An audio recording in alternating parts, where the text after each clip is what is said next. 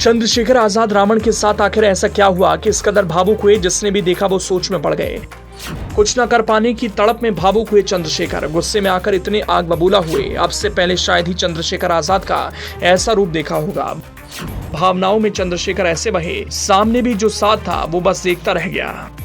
बहुत बेबसी, एक अलग ही तरह की छटपटाहट, एक अलग तरह की तड़प। आजाद समाज पार्टी अध्यक्ष चंद्रशेखर आजाद अपनी बात पर अड़े हैं, लेकिन पुलिस प्रशासन है कि उनका दल पिघल ही नहीं रहा। जहां जाना था वहां जाने से पहले ही रोक दिया, पहले ही टोक दिया, एक तरह से कैद कर रख दिया। उस कथित कैद से चंद्रशेखर छुटकारा पाने के लिए बेताब हैं, लेकिन मन महसूस कर रह जा रहे हैं तो गुस्सा शब्दों के जरिए निकाल रहे हैं। आप उत्तर प्रदेश में होने वाले जुल्म को देखो कि पुलिस सरेआम सरकार के इशारे पे गरीबों, दलितों, पिछड़ों, मुसलमानों की हत्या करती है, और अगर उनके लोग मिलने जाना चाहते हैं तो ताला लगा के रोकने का काम करती है। हम संविधान को मानने वाले लोग हैं, मगर आप मुझे बताओ, क्या इस देश में लोकतंत्र खत्म हो गया है कि हम अपने परिवार के लोगों से नहीं मिल सकते हैं? ये जुल्म जाती किस लिए?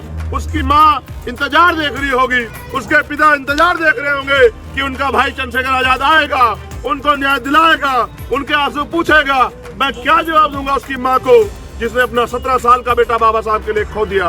ये सरकार और पुलिस की मिली भगत से ये जुल्म हो रहा उत्तर प्रदेश में।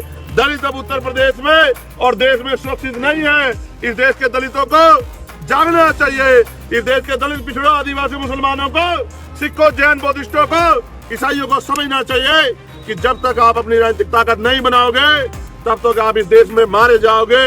इसलिए अपनी राजनीतिक ताकत बनाने के लिए लड़ो। अगर लड़ नहीं सकते तो बोलो, बोल नहीं सकते तो संघर्ष करो, लेकिन चुप मत रहो।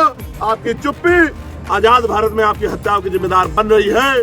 आज ये जो जुल्म है ये उत्तर प्रदेश पुलिस और सरकार की देखरेख में गठजोड़ में हो रहा है। जो पुलिस सुरक्षा करने वाली पुलिस थी, जिसके ऊपर हमें नाज था, जिसके माथे पे अशोक चक्र है, जिसके माथे पे शेर का निशान है, आज वही पुलिस भक्षक बन गई है। मैं संभल पुलिस से कहना चाहता हूँ, ये जुल्म है, आप जुल्म का साथ दे रहे हो। आपके बच्चे, आपकी बेटियां, आपके बेटे जुल्म को देख रहे हो, आपसे हिसाब मांगेंगे कि आप जुल्म कर रहे हो। आप अपने बच्चों से आंख नहीं मिला पाओगे। आज आपकी रामपुर में कल दलितों के खून से सरकार के इशारे पे पुलिस ने होली खेली।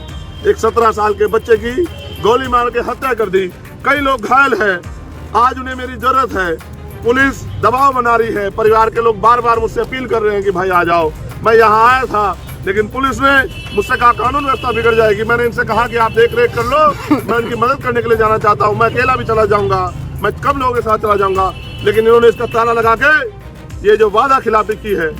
हालांकि काफी मशक्कत के बाद रामपुर में हुए पुलिस गोलीकांड में जिस सोमेश की जान गई, उनके परिवार से मिलने की पुलिस ने इजाजत दी। अब चंद्रशेखर ने दलित समाज से आने वाले सोमेश के पीड़ित परिवार के लिए अपनी मांगे प्रशासन के सामने रखी।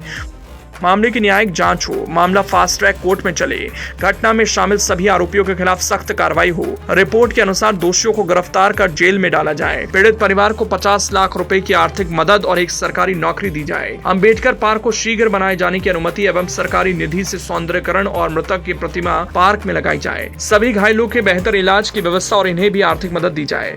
चंद्रशेखर ने मांग सीएम योगी से की है। गौरतलब है कि रामपुर में बीते दिनों अम्बेडकर पार्क से मूर्ति हटाए जाने को लेकर दो पक्षों के बीच विवाद हुआ था। इसमें गोली लगने से एक दलित छात्र की जान चली गई थी।